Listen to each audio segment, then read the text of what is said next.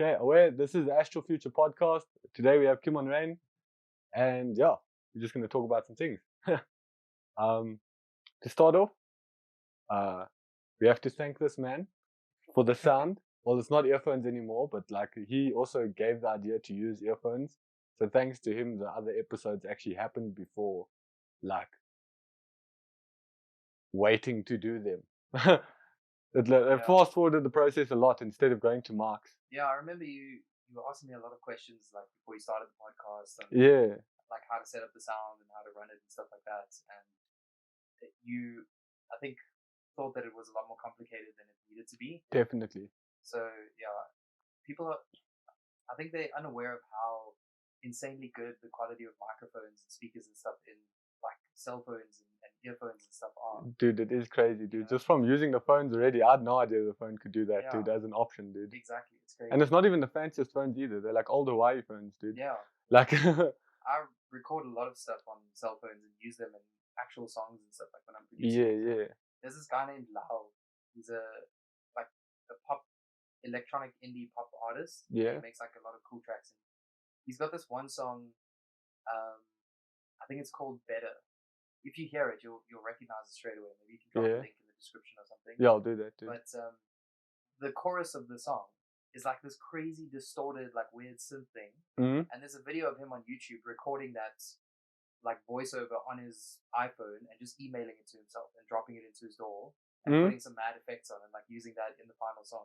And that song's massive. It's got like millions of listens, played on radio stations all over But the the world. sound is actually quite like off, but no one actually cares because it's a jam. Yeah, exactly. It's, Yeah. you know, so if you know how to use the tools and technology around you, you can do so much. A lot of rap music is also like that, like a lot like sort of off pace, also like slightly a little bit different, just or very distorted in some places, but it also gives off a different vibe. Exactly. I kind of got a bit irritated for a while hearing that sort of stuff because I love really good quality music and I spent so many years learning how to mix and master music so it sounds crisp. Yeah. And then when I'm working with some of my artists like Lucretius, when we create tracks together, sometimes he'll send me a beat from a producer that gave him a beat and he's like, dude, I want to record on this beat. And I listen to it, I'm like, it's so distorted and messed up. Like, it sounds terrible. Yeah. And he's like, no, that's the style. That's how it's supposed to sound. Yeah, that's what he wants the vibe to be. So it is one of those things that can get confusing. Yeah, eventually I just sort of gave in and I was like, I guess that's the style. And now when I hear that stuff and I hear that it's a choice that they made to have it distorted and like driven and stuff, it actually adds to the vibe of the song. You just need to understand where it comes from. That's the hard thing with a lot of music is you don't get to hear the backstory. You just sort of hear like an end result unless you actually look into it, as well as that person has distributed something that explains what they were doing. Exactly. Because like also like as an artist, I see that a lot as well. Like I see insanely beautiful things, but then you don't know what's going on, and you kind of sit there like, "Yo, bruh." Like, I think in that sense, when it's like really true art, I don't think they want to tell you what they were going for. I think they want you to figure it out, like whatever you think it is. Like I heard this quote once that spoke about how real poetry shouldn't make sense. So if you read a poem that someone's written and it makes sense, like a story, and you know exactly what they're talking about, then there's nothing special about it. Yeah. If you read it and it's super abstract and weird, you can't really tell what they're talking about, but it makes you think, and you're like, what if they're talking about this, or what if they're talking about this? That's true poetry because it like causes you to think about. It opens doors to things that you can like openly explore. Because I think also like people also take a lot of their own personal like interpretation into it. Like the way someone might vibe with the song and something else is completely different. Yeah, and that's like you were saying earlier. Sometimes you see artists create these beautiful things and you don't really know what's going on. Yeah. But I don't think it matters. I think if you watch that beautiful thing and it makes you think of a memory when you like went down to the coast with your mates and you're like, it could be anything, like, whatever, or something emotional or something, anything, 100%. I just got like goosebumps. Yeah, dude. But that's, art is so incredible. Yeah. The way it works like that. Yeah. You're also one of those people that have like explored lots of many forms of it. I've also done the same thing. Is like I couldn't actually like at a stage in my life lock onto one. Yeah. So I just went ham as fucking all of them. And then now I've like narrowed it down a lot more. But like you also did something like that as well, where you do the filming as well. You do the even art is crazy because like you said, I've explored so many different forms of art. You know, from obviously music is like my main go-to, And I've painted a bunch of oil paintings as well. Like some of them are really terrible, but I wanted to explore what it felt to like put paint on a canvas. And that's one I've never really done that much in. Dude, like you must try it. It's crazy. Like, just go to My China or whatever. Get a canvas for like $50 and some cheap oil paints. And like some turpentine and just try paint something. Dude. You'd be surprised how I don't know, like interesting it comes out. Weirdly enough, I'm like very much a digital artist. Like I can do crazy shit on a computer, but then like on paper, like my drawing skill is actually like probably below par to most things. But if I can just like get a basic idea, I can put that digitally and then make that an animation or something and fix up the quality afterwards. The thing is, so it is weird how that sort of interaction happened, because like if I pussied out when I saw I couldn't draw, I would have been fucked. Exactly. Like, but it's like we spoke earlier when we started the podcast with like the audio. It's about knowing your tools. So you know your digital tools well. So you have these cool ideas in your head. You know how to use the tools, so you can turn the ideas you have into something real because you know how to use the tools. So it's the same with painting. Like when you learn how the different like strengths of the bristles on the brush affect the paint, and like the different thicknesses of paint. So like if you want a specific effect, you thin the paint down so it's more watery, or if you want to leave the paint thick or whatever, you learn. Colors are also a lot more cool in that form as well, because it's no longer just like a palette like switch that you choose from. It blew my mind when I started using oil paint for the first time, because in school they teach you like the primary colors and stuff. So I was like, oh, I know, I want purple, so I just mix some blue and red together. I mix blue and red together, it comes out brown. I'm like, what the hell's going on? So I mix a tiny dot of blue with a whole lot of red, and it comes out purple. And I'm like, they lied to me in school. What is this? Colors don't work the way they told me. And it's very finicky as well. Like extremely, those sort of things. So that also like taught me a lot. Just sitting with a piece of wood, like one of those palettes, and just mixing different colors together and seeing what comes out. That was just interesting. You actually like building things as well. I remembered as you said wood, I was like, this man built some things, dude. Like random furniture, jewelry, like whatever. Built a lot of stuff. I built like most of the things in my studio, like the desks and the things that hold my equipment and whatever. Like the soundproofing. That also and that looks amazing. That's a very nice looking studio, dude. I love the colors of that though. I wish I could like maybe one day set this up to have like gang neon lights and shit as well, because I love it, dude. I fucking love it, dude. But this room I don't think is big enough for that sort of thing. Like to spread it out, because the thing is like with the couches I can maybe put like some lights behind that could shine, like just some light behind someone. But then besides that, I've got to actually like move everything sort of and have some depth. To do some pretty cool stuff. You must actually try. Even just build some like cool, just props almost like having here, and just add to the But I love being creative, and I think music. So I'll start with this. When I was like a little kid, ever since I could remember, I wanted to be a robotics engineer. I wanted to be like an inventor. I wanted to build. That's a wild one, dude. And stuff like that, dude. That was like my goal. And I grew up doing that, and also sort of following music to an extent.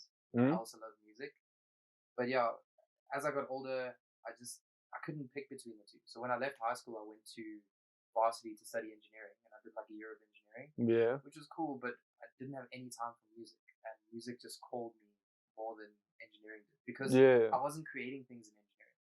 Like you create things 7 or 8 years later, once you have your degrees and you have your literally know whatever.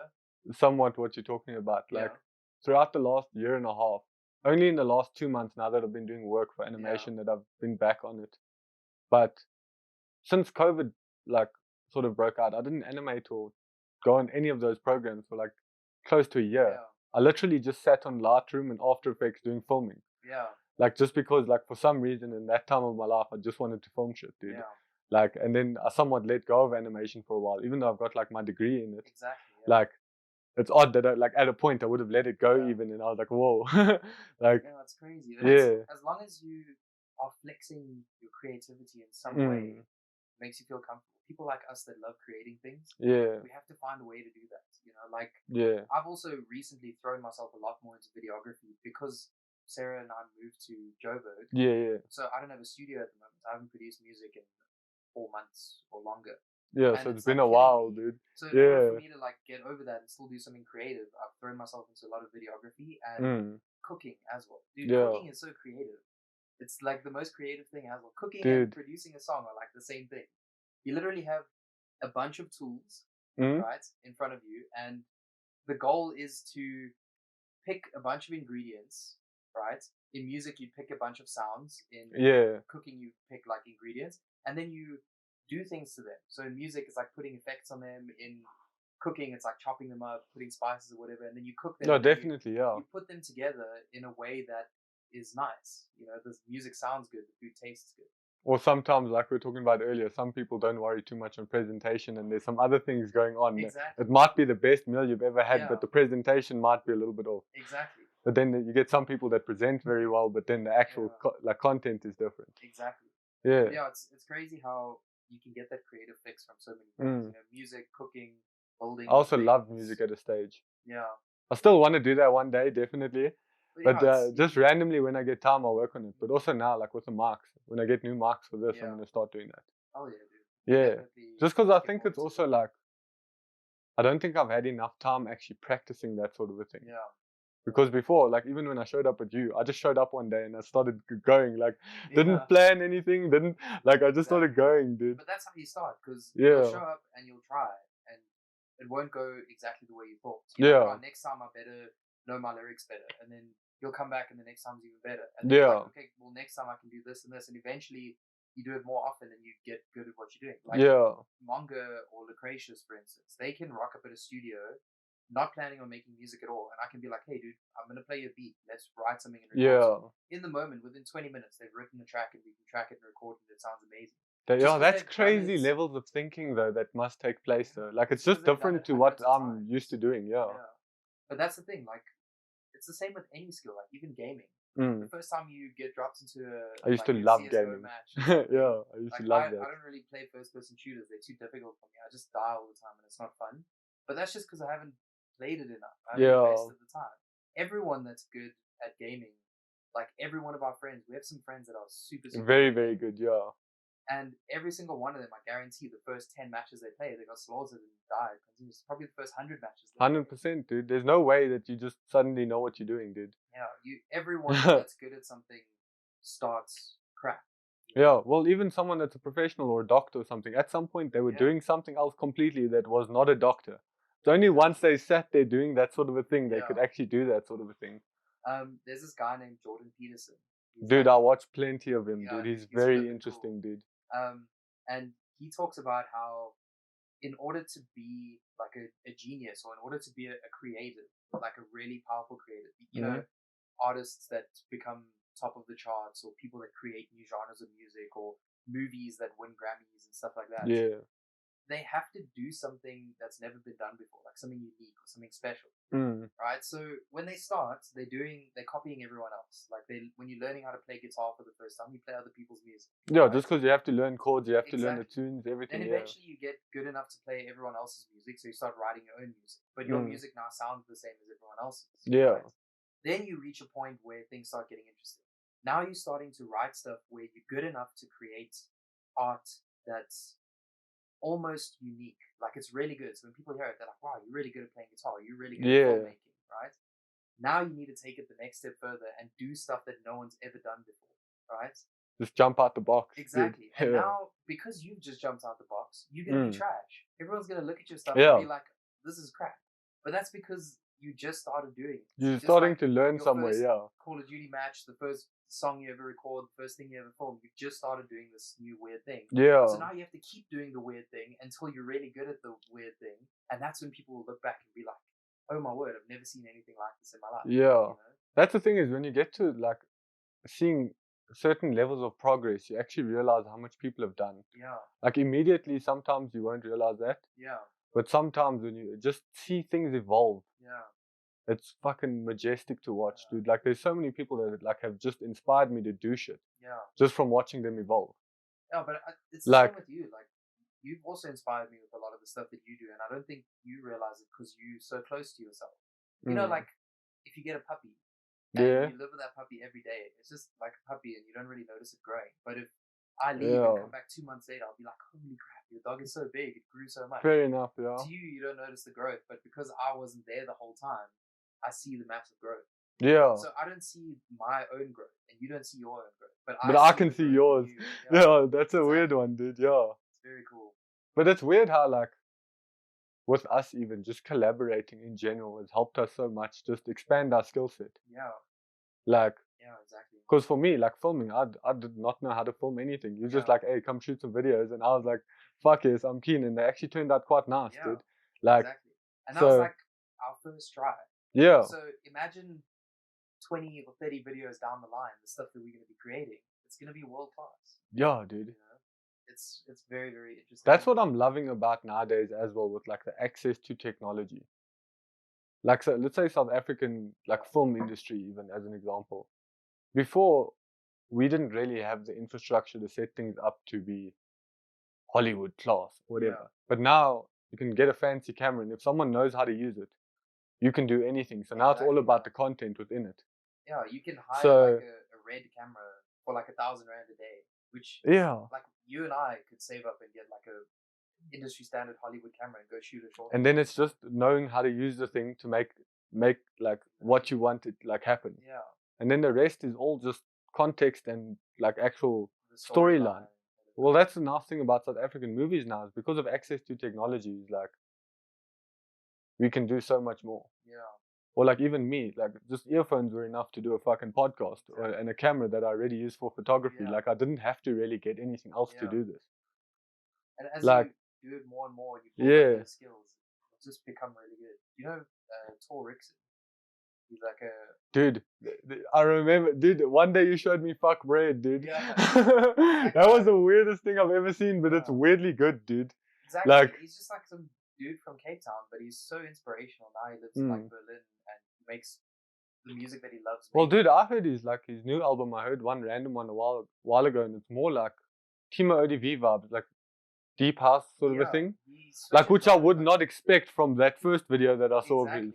Like he's got some songs that are like almost 80s vibes, like retro synths and things like that. But his videos and his filmmaking is so good. Like his music videos are pretty much international level, like superstar level. But they have like 30,000 views on YouTube. But they're such high quality videos because he hasn't like the world hasn't caught up with like his level of quality. Yeah. And that's where I want us to be in a couple years. Like I want our stuff to be so good, but we're not getting the views yet. So when people like see your podcast, they're like, why does this only have 10,000 plays? Yeah. Like this should be way bigger than it is. I want people to have that perception because then eventually the quality, like dude, I had this the other day, dude. Like I made these playlists the other day just of random music. I don't know if you saw that. I saw on Instagram. But I was going through some of my old music, dude, and there's a song, C's, Faith, Ceez. Yeah. Faith. Dude, one of my favorite rap songs from when I was younger. Yeah. It has 432 views. That's crazy. What the fuck, dude? It doesn't make any sense, dude. Like, it's a great ass song. But it has, even that, what's it, the Watermark High one? Remember that one? Yes. Yeah. That. Not that many people have seen it. I'm just like, where the fuck have you guys been? Like, check this shit out. There's this thing that Jordan Peterson mentioned earlier, says about creativity, where if you become really, really good at something creative, let's take music for example, like if you're a rapper, you make an insanely good song like Faith, right? It could be the best song anyone's ever heard. You've only completed 5% of what you need to, because now you need to do marketing, now you need to do networking, you need to build a brand, you need to get it in front of people. Like the world is so complicated, especially when trying to like get views when it's so saturated with so many artists. You could be an insanely good artist and never see a cent for your money because you don't have the marketing skills. You don't have all the networking. That's one thing I do lack sort of as well. Yeah, so that's what I've spent most of my time on, which is why if you like check out my music career, I haven't really released much in the past year, and in general, in the past like 3 or 4 years, there's not much activity. I barely post on Instagram. But every once in a while, there's a banger, dude. Yeah, so I do like throw tracks out now and then, but that's because I spent a long time getting really good at music, And now I'm spending that same amount of time getting good at marketing and videography and You have to design. apply your time to figure out all these skills so you can do Exactly. all of them, Yeah. dude. So eventually, in a couple of years, all of those things are going to be at a certain level, and I'm just going to put them all together to get the other 95%, because the music, the 5%, is pretty much there. Yeah. So now I just need to create music and then use all those other skills to push and market it. Yeah. It's weird how, like, as a creative, a lot of these things like correlate a lot. Yeah. So like randomly these things can help each other out to do things. Yeah. But also like what you're talking about now, I weirdly realized this when I was watching. Have you watched Silicon Valley? Not yet. I know. It's very good. Series. But like there's a guy in that like is running a company, but like he can't be the CEO. Like he just doesn't have the skills to do that part. And I kind of like relate to that. Yeah. Because I'm very creative and I can make shit happen. Yeah. My time management is shit, but it still happens eventually. Yeah. But like, there's certain aspects of a thing that like is weird for me. Just to like, I can sort of understand it, but it's just it doesn't click the same. It's just a different field of thinking, I think. It's hard to develop those skills as well. Like I've been trying for a long time to develop those skills, get to that level, especially with like time management and running all the business side of the creative things. To monetize it. But I mean, take for instance those videos we spoke about earlier that we shot. They came out really cool, and it's stuff that I've been wanting to put out, and I love them. And every now and then I'll still like go watch those rough drafts and stuff, but I still haven't taken half an hour out of my day to just like send you some revisions so we can finish it and get the videos out. That's where it gets trippy, dude. His time is hard because it's more than half an hour actually, I think. Because you actually like, I found this as well with a lot of things. Like I can do something quickly, but if I don't apply myself to it, it comes out very different, or I don't. So I'd prefer to actually like separate. Like some people say like, oh no, let me go listen to a voice note later when I can actually listen to it. Yeah. It's something like that where like some spaces are just doing different things. In a way. Like it's hard as you grow up to like navigate this shit as well. For me, it's been very weird. Because time it's confusing, dude. I recorded a bunch of tracks with Lucretius in February. We moved from my house. We were living at Sarah's house with her parents for a while before we moved out. So he came through to Sarah's parents' house, and I just had like all my studio equipment set up on a desk in our bedroom with like the mic in the corner, and he recorded like 10 demos, like really, really amazing tracks. And I was like, oh, these are so cool. They're gonna like do so well. I can't wait to release them. Then 2 months later, he's still messaging me every now and then, like, hey, dude, have you had time to like finish those demos and send them through to me? And I just kept putting it off and putting it off. And in my head, it was this massive task. I'm like, flip, I need to do the demos for the stressing to the point where I was like avoiding his phone calls, and he'd message me and I like would go offline and stuff because I'm like, flip, I haven't sent him his demos yet. He's gonna be pissed off with me. I'd like make up excuses and whatever. Meanwhile, on his side, he didn't care. He was like, oh yeah, they'll come when they come. He's so chilled. But now I'm missing out on chilling with him. I'm not like chatting to him about his life because I'm freaking out about not sending him this work. Then eventually Darren, a couple of days ago, messaged or he called me to ask me some advice on something. He needed like an artist to draw album art for one of his things or something. Oh wait, so I gave him a few recommendations, and then he was like, yeah, also if you have some time, maybe send me those Lucretius demos if you can. That was the first time Darren asked me. So I was like, flip, okay, let me just sort them out. I sat down on my computer. It took me maybe half an hour to comb through all the demos, do a little bit of mixing, bounce them out, and send them through. 30 minutes. I went through 2 or 3 months of stress, avoiding Lucretius and freaking out. But that's a weird thing is, do you like the way they came out after this point? I do. That's the thing is, like, maybe in that time of your life, it wasn't meant to be. And then in this time, it just found a gap, and then the gap. I guess. Because, dude, I've done some artworks, like, this thing took me an hour when I made this. Yeah, dude, it took me a literal hour. Did you get this printed? Yeah. That's so cool. Yeah. But, like, this thing took me an hour, dude. I've spent months on something. And I can't get as amped as this 1 hour gave me, but I can't replicate that hour. It's impossible. Like that's dude, it's crazy. Like I've got this song under another alias pseudonym. I've heard some of that. Like bass house music or whatever. The song's called Flash Sticks. Right? that song actually. So there was a DJ on 5FM that was playing like a lot of local music. They were like, "Yeah, send through your submissions. Like, local music, is good. Whatever." It was like a house show that started on Yeah, Friday yeah, nights. yeah. So I was like, "Cool. Let me listen to the show. I could probably send through some stuff." And the music that was being played on the show was terrible. I didn't think it was good music, and I was like, I could make so much better music than this. I was like, a bit cocky and like Yeah. lazy or whatever. So I was like, I'm gonna go make a song right now. I sat down and made a song in maybe an hour and a half. Like cranked out the whole track, spent another hour like mixing it, and then the next day I listened through to it, gave it a master, and it was done. So maybe 4 hours in total from the track not existing to being mixed and mastered. I spent only 4 hours on it, which is nothing, dude. Like for a full track. To this day, that track has the most plays out of anything I've ever And released. it's a good song as well. It's a very good song. So it's crazy. I think that's. It's a weird part about being a creative. Like I've also had this thing that confuses me. Like, there's the stereotypical, like you have to stare at a blank piece of paper sort of a thing. Yeah. But it's weird that if you don't stare at the piece of paper, the paper will like write itself. Yeah. Like as well. Yeah. It's just like maybe distracting yourself in other forms of things to explore information a little bit differently, because that's also one thing I like. Is like looking at things in layers, like completely differently. What do you mean by like layers? Oh, like let's say with animation, I learned how to create an entire scene. Yeah. So here's a scene. This is where I'm putting rocks. Here's grass. Here's trees. Here's this. Here's the character in the foreground, background, this, that. So I can see all of that. And then when I do photography, now I just have to do that. Except I don't have control about what's putting there. Now I go look, but I can see different individual objects when I'm going there. So that like expanded my vision completely. And then like spiritual understanding of life is another one that like. So I can look at layers and layers all the time.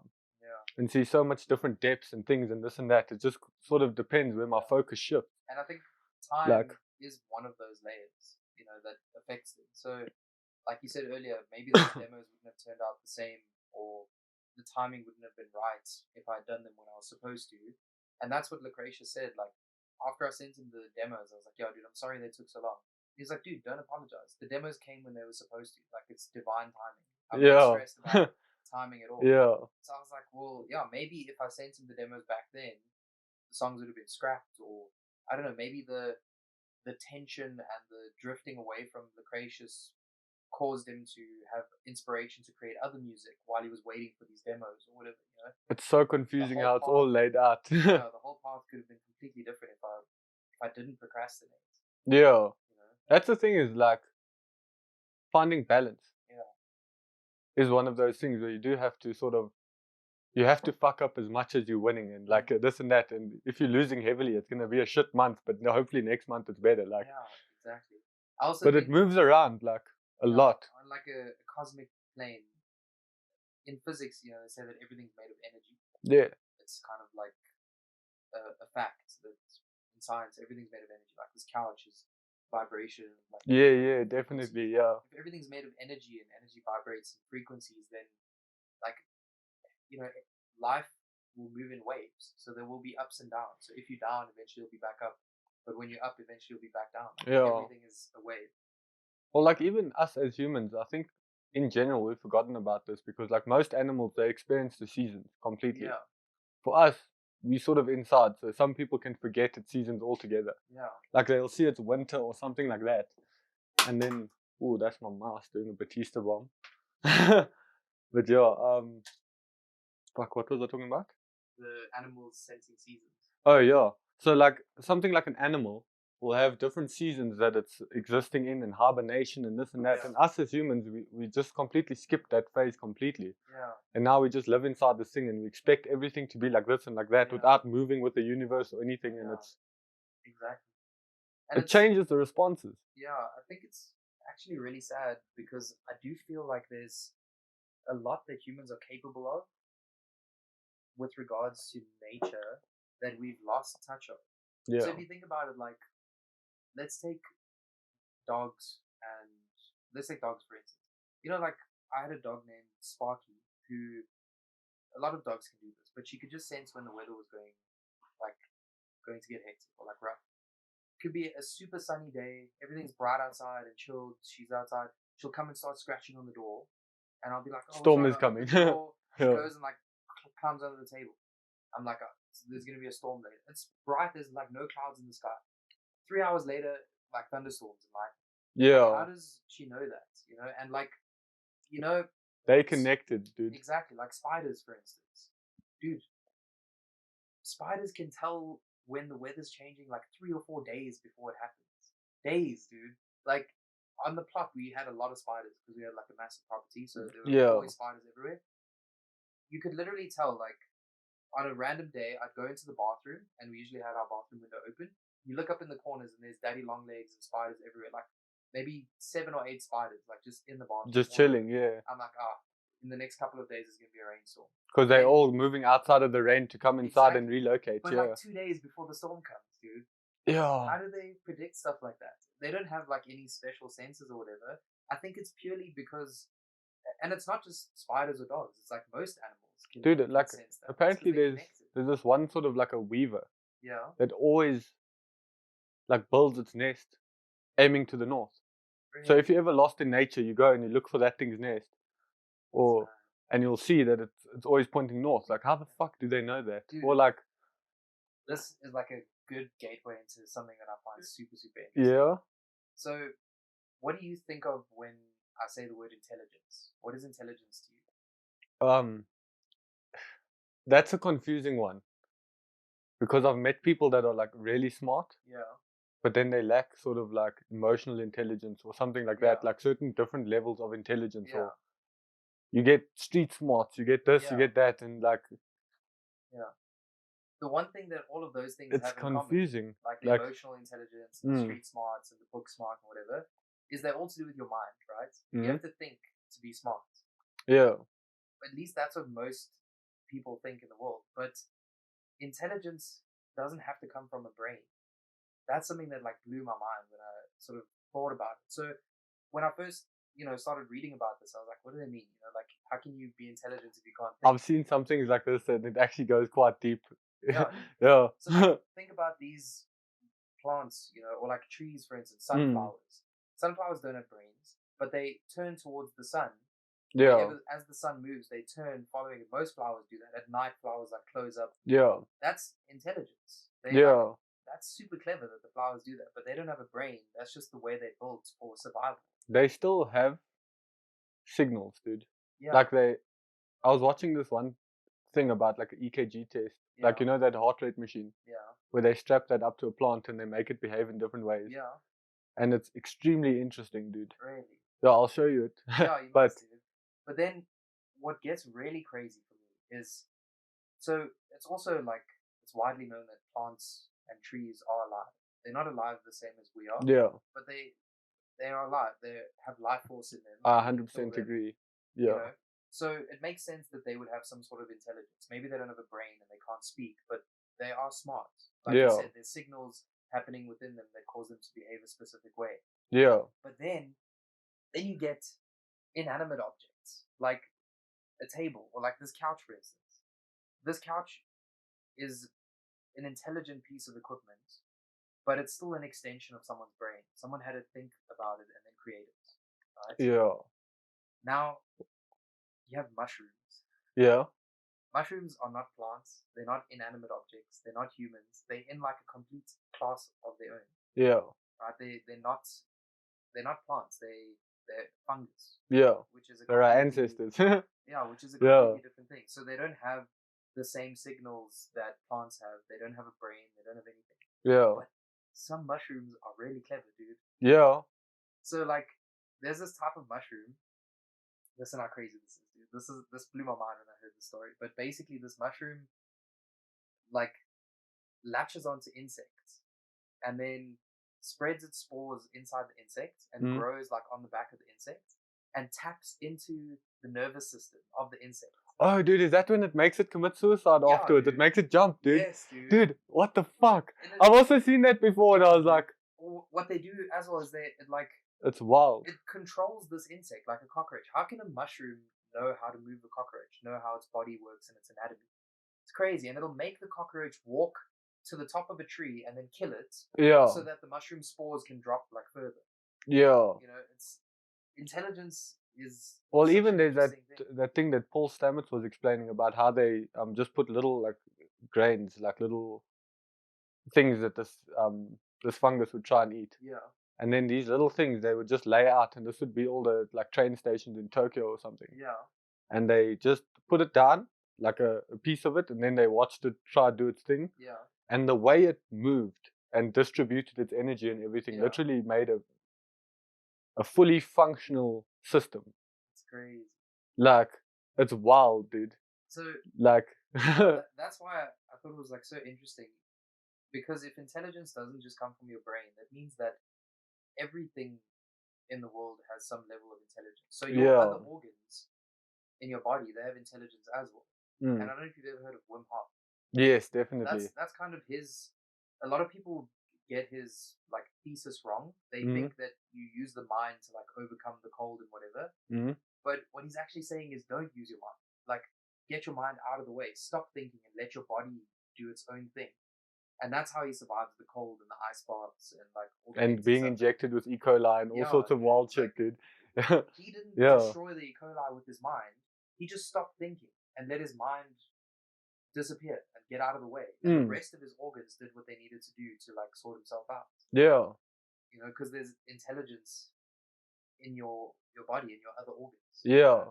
But that's where it could somewhat get to the argument of chakras or something. Because chakras are technically an energy system that exists within your body. Yeah. He spoke about that a lot as well. So Wim Hof knows a lot about science. Like, he studied the actual science of anatomy and stuff like that. But he also studied a lot of Eastern philosophy. And he learned Hebrew and he learned Hindi and a bunch of other languages, so he could read ancient texts without them being translated, so he can get like the exact understanding. He spent like his whole life learning about that, and that was his introduction to sort of this world, was the Eastern side. So he learned about chakras and all of that. And then he wanted to understand it deeper, so he went and learned the science behind it, so he could explain it to someone who doesn't believe in chakras. That's the hard part, yeah. Yeah, which is really, that's why I think he's so interesting, because someone that doesn't believe in spirituality and Eastern philosophies can listen to him and still understand what he's saying, because he's putting it in actual words. Exactly. Or attempting to, yeah, he's talking in like Western terms. Yeah. But he spoke about how when he like goes into the ice baths and whatever, he does these crazy breathing exercises, and he'll exhale after he's filled his body with oxygen, and he can hold his lungs without breathing in for like 5 or 6 minutes. Yeah. And he'd sit underwater in ice cold water, just not breathing, for 5 minutes in the fetal position, lying underwater in like ice water. Yeah. And he said in that state, he could physically feel the chakras lighting up in his body. He could sense the electricity running from his brain through his body to like the base of his spine, and like it looked like maps of glowing light in his body that he could like sense. That is wild, eh? Which is crazy, because if you think about it, everything our body does is because of electrical signals. Yeah. And that's essentially what your chakras are. They're just the points where electrical signals reach and give instructions. I actually have like a very like weird argument for that. Yeah. Which most people might not commonly like associate with it. But I think like instead of the chakras being like, here's me standing up, it's actually coming out here from your like belly button side. Okay. And then this would be like, I think, solar plexus. Yeah. And then it goes further back. So these are the, like, it's confusing because the root part doesn't make sense to me in that aspect, but my personal interaction with them will make me believe that they are like that. That's crazy. Like sort of like, let's say we're in a bowl, and here's your, let's say here's crown. Yeah. And there's crown. And then that makes sense. It's like atoms and protons around like neutrons, like your energy fields around you. Yeah. Oh, I can completely see that. It's weird though, like, but that's just my like personal experience with them, like. What? Because I've felt a lot of weird things, but they've been somewhat. Yeah. Externalized more than internal. Although I have felt some things that feel like on the inside. Like. Yeah. I remember when one of my favorite meditations, like the first time I ever learned how to do it, it's like a guided meditation where they talk about thinking in your you basically see a light in your mind. So you close your eyes and you picture like a bright light in your mind, and then you picture that light turning into like electricity. So you almost picture in your mind like the neurons firing. So you picture your brain and picture all the electricity that's flowing through your brain, and then send that electricity down to the base of your spine, right? So you picture it going down your back, like through the nerves, all the way to the bottom of your spine, and then you picture all the electricity and light gathering at the bottom of your spine. And the first time I did that, it was so crazy because I was like, yeah, whatever, I'm going to picture this or whatever. But I genuinely could feel tingling going down my back, and it felt like energy moving from my brain down my spine and gathering at the base of my spine, to the point where the base of my spine, like my back here, was feeling super tingly and like warm. Yeah. And I was like, oh my word, that's all that is me giving focus and awareness to the base of my spine. Yeah. And then basically they're like, cool, now breathe and set yourself into that spot, and now send that energy back up to your brain. And I could literally sit there and make my back tingle and then my head tingle, my back tingle and my head tingle. Like, when you learn control, it's a crazy thing when you actually sit there long enough, dude. It's because incredible. you can actually figure out what that is. Like, same reason, why do you pick up your finger when you do this? What do you mean? Like, just why do I pick up my hand like this? Like, why? Who taught you that? Yeah, it's crazy. Like, it's one of those things that if you can access one of those things, there is still somewhat access to it. It's just, it's not as easy as telling someone to raise your hand. Because you can tell someone, like, lift your hand, but someone that doesn't know how to lift their hand, they might just sit there and look at it and not know how to move it. But that's the thing, they probably could move it innately. Like, what do you think would happen if someone was just born and you just put them like out in the forest and they had nothing but a cabin and food for like the rest of their life, like all the supplies they need to live, but there's no books, there's nothing to learn from, it's just them. Surely they'll learn how to walk, surely they'll learn how to pick things up and move things and whatever. Like, they'll figure it out because it's like innately built into you. Somewhat, yeah. Like, maybe they'll never learn how to ride a bike or like swing a sword, like intricate things. Because they never had access to such a thing. But but I mean, at some point swords didn't exist, and then someone invented a sword and then learned how to use it without anyone ever teaching them. Someone had to do it first. So it doesn't matter what skills are out in the world, someone had to learn how to do it at some point. But also, and then also share it again to the point where something like, let's say, music, we can understand music in that aspect of like multiple different chords and this and that extend far beyond just music as a concept. But like, because someone found that as well, and someone was playing with chords and this and that, and then they can change instruments, and then a banjo does this compared to guitar, and a ukulele is like this, and this is like that.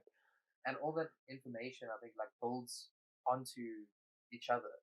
So, like, for instance, think of technology or like the progression of anything. Like, let's take skateboarding, for instance. One day, someone like figured out that you can put wheels on a board, or it actually started with surfing, I think. So people like took boards out and they'd surf in the ocean. They couldn't surf, they put wheels on their surfboards and started rolling around on that.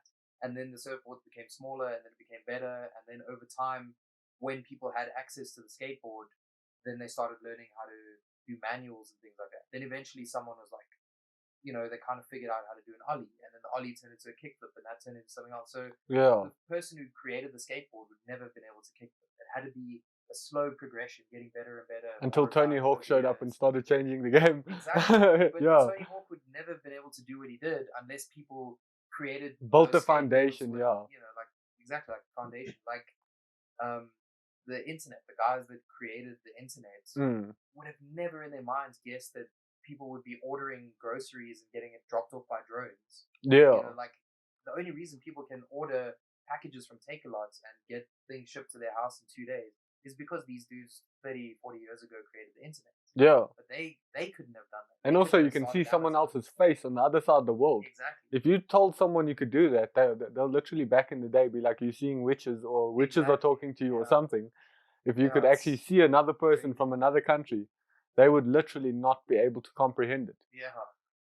That's crazy how like technology builds on itself. That was one of the things that kind of put me off earlier on from being an inventor. Remember I said when I was a kid I wanted to be an inventor. And I realized as I got older in high school and in first year varsity that every or most things, unless you're creating like very mops or like weird trinkets, most things of value that are really going to change the world that one person alone can invent have already been invented. Everything now that actually makes a difference to the world has massive teams of people and specialists behind it. Or a patent that blocks someone off from touching it because people are like, scalums. Back in the day, like in the 1800s, 1900s, like when you had people like Leonardo Da Vinci and Michelangelo. That guy was on another level though as well. If you look at, have you seen some of his drawings and shit from back in the day? Oh, dude, it's crazy. Like, he had this weird ability where he was ambidextrous, so he could use both his hands. Yeah. But then he would draw his sketches of his inventions and write notes about them at the same time. So dude, how crazy is your brain working to do that? Like, it's one thing to be able to use both your hands. Yeah, dude. Like, for me, my lefty wouldn't work, dude. I don't even feel like it'll work. He's like drawing a plane or like, some crazy thing that he's designing. What's that thing called, the Vitruvian Man or whatever? Yeah, Vitruvian Man, yeah. He's busy drawing that and writing notes about it at the same time. Like, it's a massive skill set, dude. But anyway, that guy, he was a mathematician and an artist and a physicist and an engineer and a musician and a poet. Like, he did everything because back then not enough information existed. But then as people created more stuff and technology got better, eventually you couldn't be an engineer and a mathematician and a physicist and an artist. Yeah. You had to sort of pick one. And now, if you want to change the world, if you want to really make a difference, you have to specialize in something. So you can't change the world as a physicist. You have to become like a specialist in quantum mechanics.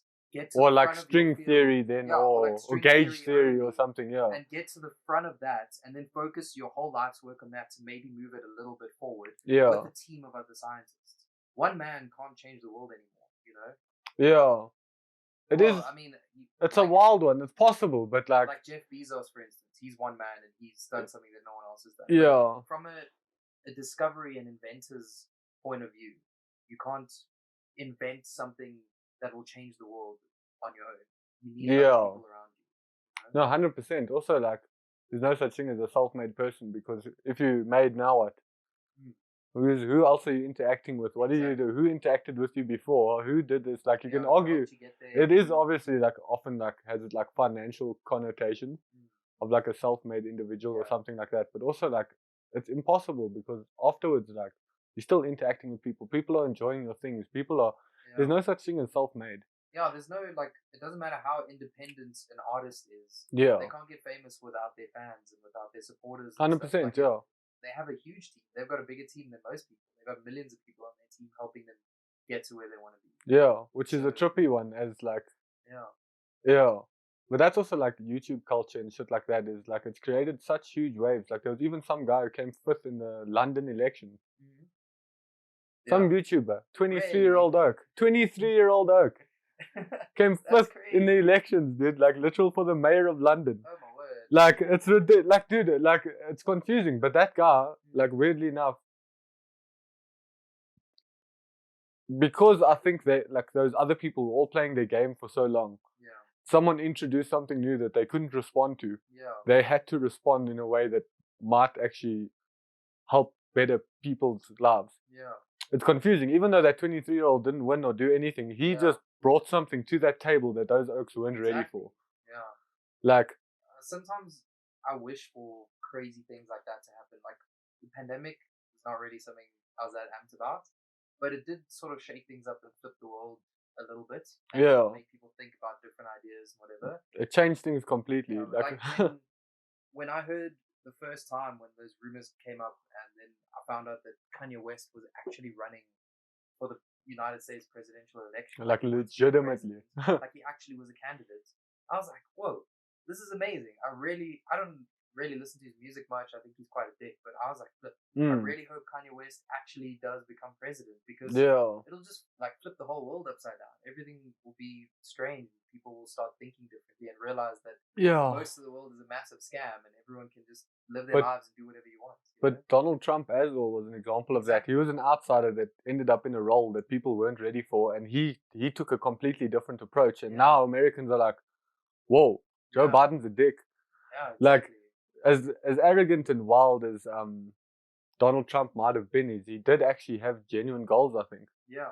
That he wanted to try achieve. Obviously, as a president, there's only so much you can do. It's not the sudden, like, I've got the switch that can change everything. Exactly. Like, I think his approach was more, I don't know much about American politics or politics in general. Yeah. It seemed like his approach was more to run America as a giant business, because he's a businessman, which would have been great for the economy, But, anyway, the point of that was just the world is a really strange place, and definitely, I often wish for it to get stranger. I want people to do weirder things, to dress stranger, like to make unusual art, to quit their jobs and just live in different ways. That's something I'm quite passionate about.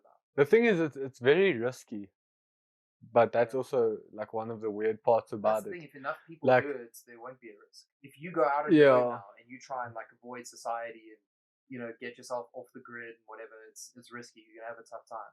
You're probably going to struggle to farm and actually be able to turn around food without going to a shop unless you have a group of people helping you or something. Like, unless you have expertise as well. You know how insanely hard it is to just go out into the wilderness and just live off the land.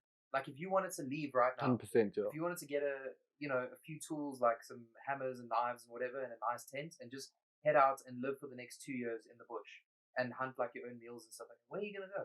You can't go camp in the Kruger Park. It's not like there's places like in America and in Europe and stuff where they have these massive like national heritage or like reserves and things where you can maybe go out and hide out in the woods for a couple of years. Or like the Amazon that's not explored, but then the problem is you have no access to medicine and you're gonna probably die from a mosquito bite. Yeah, exactly. Like there's such weird factors that start to come into play that people are very like really tough to get off the grid. Yeah. Like, I believe it's possible though. Yeah. But like I'm a fan of like decentralization, so I don't believe it should 100%. run like that at all, or currently how it's running. Yeah.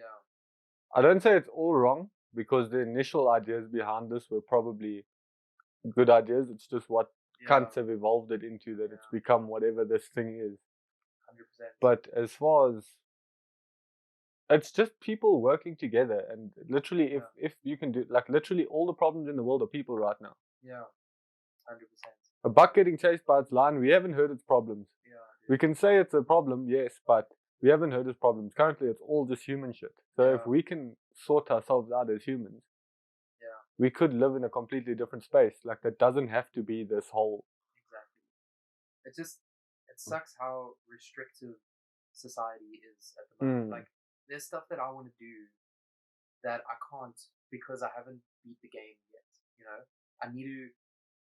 So, okay, one of my biggest dreams is to buy a nice big plot of land, like a farm sort of thing, build a nice house on it, have a massive studio, a bunch of guest houses for all my mates to come over and sleep there on the weekend, have a nice chill area with a lacquer sound system and a fire pit and just throw jaws and braais and stuff, and just chill on the farm and have like a bunch of animals and live there with Sarah, like that's one of my biggest dreams. I can't do that unless I make a whole bunch of paper that the government has told me is like worth something, But back in the day, back in the day, I could physically go and work to that goal. I could find a piece of land that no one wanted and claim that piece of land and start finding supplies and putting it together and people to come together to all contribute to the land so everyone could live there. I have to like integrate into society and follow like the government's rules and society's rules in order to reach a certain level before I can live the life I want to live. And it's also very hard nowadays to come across money. Yeah. Extremely hard. It's flipping hard. And especially because of, like, let's say COVID or something, where there's a crisis of a lot of people losing their jobs. It means a lot of people are willing to work for cheaper, which is actually a problem because it drops everyone's prices down because now someone's willing to do it for cheap. And that's pretty much the world we've been given. Like, compared to our parents or our parents' parents, like, our opportunities are very different. At the same time, like, it is much easier to monetize almost anything. Yeah. Or it was for a stage, like when YouTube and stuff was first invented and the beginning of Instagram and stuff. Now it's reaching a point where it's like a bit more saturated, so it's hard. But our parents could never make money off of having conversations. Our parents could never make money off of like, filming videos, becoming a famous musician. Well, actually, they definitely could have. in their lifetime, maybe great grandparents' lifetime. Yeah. Like it was a complicated one because it was all still out then. It was a lot harder for someone to get exposure. Let's say a recording studio used to. You didn't come across those. It's not like you just have a friend like you that has like a studio set up. That it was very hard to come across, and only very like established companies or like Universal Music or something would have the studio that people would go to. Like build a half-decent studio to be able to record. So you had to get a recording deal. It was rough. But now you get people like Russ who can just go drop songs every week, and one day just go poof, like. But you can do that with almost anything. Yeah. I've had this discussion before about how you can get famous doing pretty much anything as long as you're really good at it or you do it in a unique way. Which I think that's definitely something our parents never had. Like, there's this TikToker, can't remember the name. I think she's a janitor, but she's super famous. She's got millions and millions of followers on TikTok. Her videos have like 700,000-800,000 likes per video, right? So she's famous, like big time, and she's definitely earning money from that. Like she's getting a lot of cash from her TikTok. She cleans toilets, but in a really interesting way. So she'll like have a whole bunch of different cleaning products that are different colors, and she like sprays the toilets and like draws patterns, and when she flushes the toilet, it turns into like a rainbow. And so it's like a coffee artist, but with toilets. Exactly. Like those oaks that made the weird leaves. In toilets, and she cleans the toilet, and she's like, "Yeah, that's a clean toilet." Dude, she's super famous, and she probably makes a lot of money cleaning toilets. Yeah. That's not something that was possible 20 years ago, you know? Yeah, but people are also like into weird things, like people eating and like odd things nowadays. Like someone just sitting there eating is now like a TikTokable person or someone that can get famous. It's odd. Yeah, but that's the thing is people are interacting with a lot more things than, let's say, what was just fed to them. Yeah. Because I'd say fed because it was a very set up structure for everyone to do their thing. Yeah. But now, like this, I can literally post this on YouTube right now. Exactly. Don't have to have any money, nothing. Yeah. Like it can spread out to the world somewhat. And that's also another argument I heard the other day, which was in our parents' time, they didn't have the option of you put something on the internet and people automatically go there. Yeah. You had to go knock on doors and go outside. Like, stop being like, what do you think? You already got like 5-10 supermarket handing out CDs to people. And like, you got like 5-10 times a head start already in this world. So that's the thing is there's weird arguments of that being an advantage, but then like the money side is a huge disadvantage. Yeah. Like if I make a song and put it on YouTube and the song gets 1,500 plays, I'm like, like still struggling, 1,500, it's nothing. Yeah. But if like my great grandparents saw that and they were like, you made a song and 1,500 people went and listened to that song. That's a large number. That's a lot of people. So it's a large it's like crazy, number. But to us, it's like, it's nothing, Yeah. Like I'm tiny. It's crazy, eh? Yeah, I don't know, dude. For me, my advantage is like I don't want to monetize this or anything like this podcast. Yeah. So whatever it does, it does. It's kind of just like free optional speech to the world. I think it's such a cool idea. Because even if it's not a massive thing right now, the people that are watching it, and even just the people that are in it. Yeah. Like for me, that's also one thing that's surprising is a lot of people are keen to do this, dude. Yeah. Like I did not think that would be an option. Like even if this doesn't get like a ton of views or whatever. Yeah. The actual experience of sitting here having this super interesting conversation with you is flipping awesome. It's been such an interesting experience, and that alone is like worth the value of creating a podcast. Like, dude, just it the is. fact that you've put in the effort to create a space where you and I can sit and have this interesting conversation. Yeah, awesome, dude. But also, like, weirdly enough, for me, it helps me with my like speech and shit, dude. Because often I'll just like stutter or get stuck somewhere into like. So this kind of forces me to do that as well. Exactly. Like. It's a weird aspect of doing things, but it's worked like in that aspect. Yeah, and so there's a lot of things that can be done off of this at the same time. Exactly. Dude. I don't know if you've like noticed it yet in yourself, but sitting here just because we're in front of the camera and we're like having this conversation, this is probably like the best, most interesting conversation I've had with you. You and I have had a lot of cool conversations. Yeah, dude. But it's because of the environment we're in. Yeah. It's really interesting. The thing is, it's like there's a general conversation where we could probably talk about random things and like completely open ball it. This is close to that as well. Yeah. But it is still somewhat like for me personally, I still feel like I can educate someone while I'm doing this, so it's worth 100%. like doing it. Yeah. Like I come to you with my ideas and values, and you have your own ideas and values. Yeah. So I come to you like my ideas and values, and you have your own opinions and ideas and values on that. So Yeah.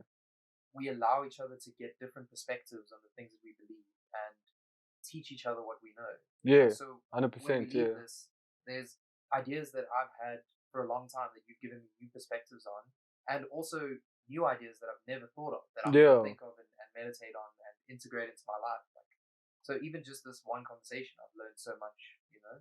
Yeah, dude. Which is really, really cool. Well, that's the thing is like I've learned everything I know from people around me pretty much. Yeah.